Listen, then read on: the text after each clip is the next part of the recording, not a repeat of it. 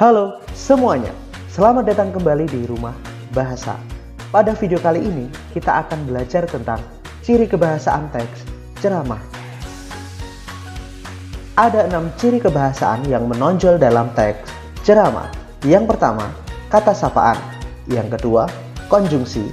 Yang ketiga, kalimat persuasi. Yang keempat, kata kerja mental. Yang kelima, kata ganti orang. Dan yang keenam, kalimat efektif. Ciri kebahasaan yang pertama adalah kata sapaan. Apa itu kata sapaan? Kata sapaan adalah kata yang digunakan untuk menyapa seseorang. Dalam ceramah, kata ini berfungsi untuk menjalin interaksi antara pembicara dengan pendengar, serta berfungsi untuk menghargai kehadiran pendengar. Contoh kata sapaan diantaranya adalah bapak atau ibu, saudara, hadirin, teman-teman, hadirat yang terhormat, dan lain-lain.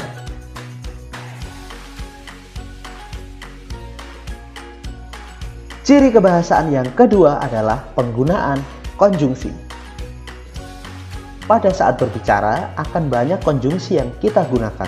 Konjungsi yang cukup dominan digunakan saat berceramah adalah konjungsi antar kalimat yang menyatakan penambahan dan sebab akibat. Konjungsi penambahan. Ada 2 konjungsi penambahan yang biasanya digunakan untuk menghubungkan kalimat yang satu dengan kalimat yang lain.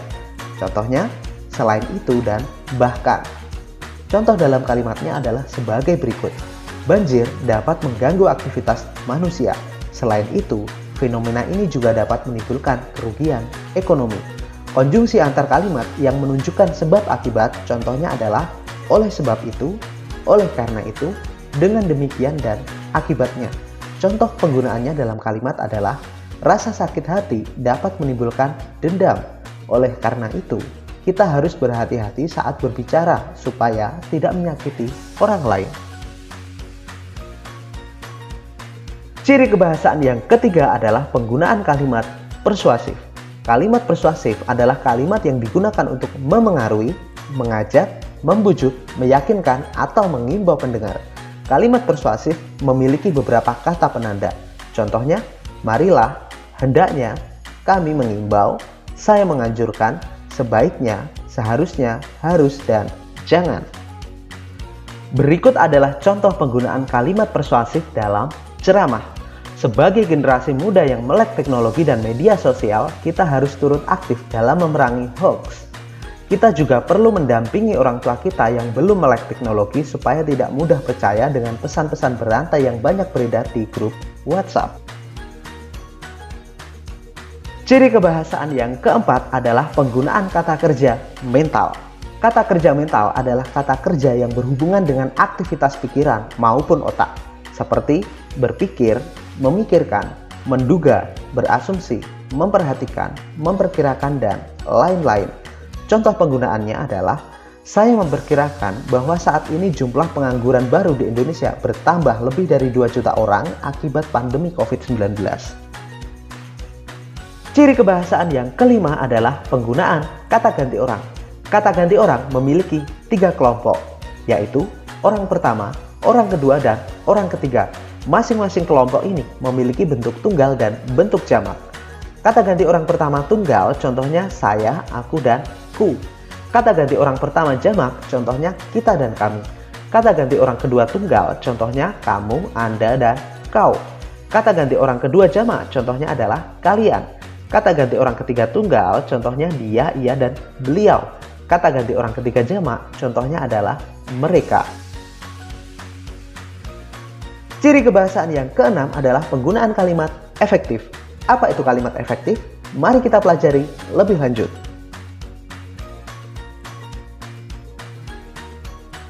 Definisi kalimat efektif. Kalimat efektif adalah kalimat yang dapat mengungkapkan gagasan sesuai dengan yang diharapkan oleh penulis atau pembicara. Artinya, informasi yang dikirim oleh pemberi pesan harus diterima dengan sama oleh penerima pesan. Ciri kalimat efektif yang pertama adalah memiliki kejelasan subjek dan predikat. Maksud dari subjek dan predikat yang jelas adalah tidak meletakkan kata depan seperti di, dalam, bagi, pada, dan untuk di depan subjek dan tidak menambahkan yang di depan predikat. Jika berupa kalimat tunggal, kalimatnya tidak mengandung subjek dan predikat ganda. Contohnya adalah sebagai berikut. Contoh yang pertama, bagi seluruh siswa harap mengikuti ketarunaan. Dan contoh yang kedua, soal ini saya kurang jelas. Kedua contoh tersebut merupakan contoh kalimat yang tidak efektif. Bagaimana mengubah kalimat ini menjadi efektif? Baik, coba cermati uraian berikut. Bagi seluruh siswa harap mengikuti kegiatan ketarunaan.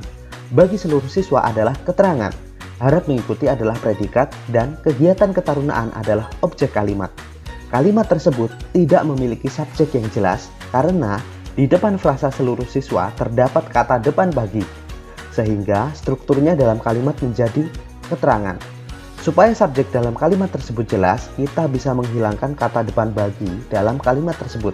Sehingga kalimatnya menjadi seluruh siswa harap mengikuti kegiatan ketarunaan. Seluruh siswa menempati subjek, harap mengikuti menempati predikat, dan kegiatan ketarunaan menempati objek. Pada contoh yang kedua, soal ini saya kurang jelas. Kalimat ini memiliki dua subjek. Subjek yang pertama adalah soal ini, dan subjek yang kedua adalah saya. Dalam satu kalimat tunggal tidak boleh memiliki dua subjek. Sehingga perlu diperbaiki menjadi, bagi saya soal ini kurang jelas. Bagi saya menjadi keterangan, soal ini menjadi subjek dan kurang jelas tetap menjadi predikat. Ciri kalimat efektif yang kedua adalah kehematan. Hemat artinya tidak menggunakan kata secara berlebihan, seperti menghindari penggunaan subjek secara berlebihan, menghindari superordinat hiponimi, menghindari kesinoniman, dan menghindari penjamakan kata-kata yang berbentuk jamak. Contohnya adalah sebagai berikut. Pemerintah tidak menerapkan lockdown karena pemerintah ingin menjaga kestabilan ekonomi. Kalimat ini memiliki penggunaan subjek yang berlebihan, sehingga salah satu subjeknya perlu dihilangkan. Pada kalimat majemuk setara, subjek yang dihilangkan adalah subjek yang berada di belakang.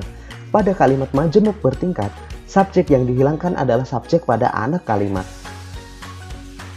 Contoh berikutnya, hari ini saya memakai baju warna merah. Kata merah sudah menunjukkan warna, sehingga kata warna yang menjadi superordinat hiponimi dari kata merah perlu dihilangkan, supaya kalimatnya menjadi lebih efektif. Contoh yang ketiga, silakan maju ke depan. Kata maju dan ke depan merupakan sinonim, sehingga salah satu perlu dihilangkan. Dan contoh yang terakhir, para murid-murid berkumpul di lapangan basket. Murid-murid sudah menunjukkan bentuk jamak, sehingga kata para tidak diperlukan. Ciri kalimat efektif yang ketiga adalah kelogisan. Artinya, ide yang disampaikan dalam kalimat dapat diterima oleh akal. Contohnya adalah sebagai berikut. Yang terhormat Bapak Nadiem Makarim, waktu dan tempat kami persilahkan. Waktu dan tempat adalah benda mati yang tidak logis untuk dipersilahkan. Kalimat ini dapat diperbaiki menjadi, yang terhormat Bapak Nadiem Makarim, kami persilahkan. Contoh yang kedua, Ibu Doni masih gadis. Kalimat ini tidak logis, karena kata gadis mengacu pada wanita yang belum menikah. Normalnya wanita yang belum menikah, dia juga belum memiliki anak. Kalimat ini dapat diperbaiki menjadi, Ibu Doni masih muda. Contoh yang ketiga, kita berkewajiban mengentaskan kemiskinan di negeri ini. Kalimat ini tidak logis, karena yang harusnya dientaskan adalah orang-orangnya. Sehingga kalimat ini jika diperbaiki harusnya menjadi, kita berkewajiban menanggulangi kemiskinan di negeri ini. Ciri kalimat efektif yang keempat adalah ketepatan. Artinya, pesan yang disampaikan dipahami dengan tepat. Informasi yang dikirim harus sama dengan informasi yang diterima. Ketidaktepatan akan menimbulkan keambiguan. Perhatikan kalimat berikut. Menurut kabar burung Pak Amir mati. Kita tidak tahu yang mati Pak Amirnya atau burungnya Pak Amir. Kalimat ini ambigu karena tidak memaksimalkan penggunaan tanda baca. Sehingga jika diperbaiki kalimatnya menjadi, menurut kabar, burung Pak Amir mati. Yang mati adalah burungnya Pak Amir. Atau, menurut kabar burung, Pak Amir mati. Yang mati adalah Pak Amir. Contoh yang kedua, Budila istri Pak Lurah yang baru. Kalimat ini juga ambigu. Kita tidak tahu yang baru istrinya atau jabatan lurahnya. Kalimat tersebut dapat diperbaiki sebagai berikut.